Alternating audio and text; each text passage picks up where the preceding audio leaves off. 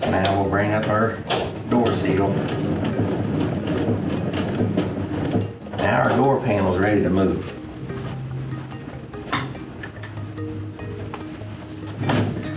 You don't retract the nose until you raise the seals, because you don't want to drag the seal across the floor with it engaged, right? So we got to raise our seal.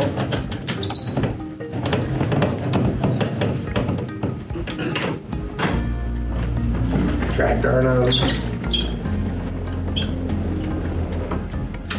Okay. 6-inch radiuses.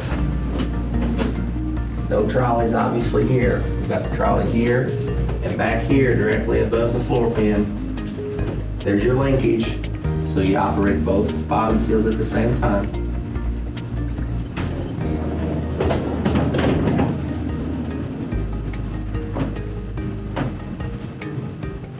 All you gotta do is pull.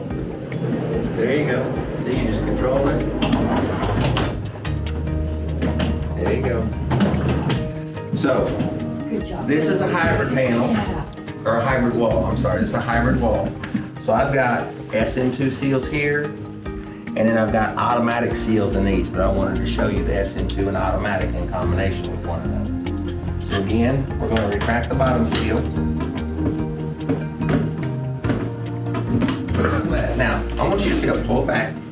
Now, once you get here, about here, you're always going to operate from the lead when you're stacking them. So we're going to come back here, okay?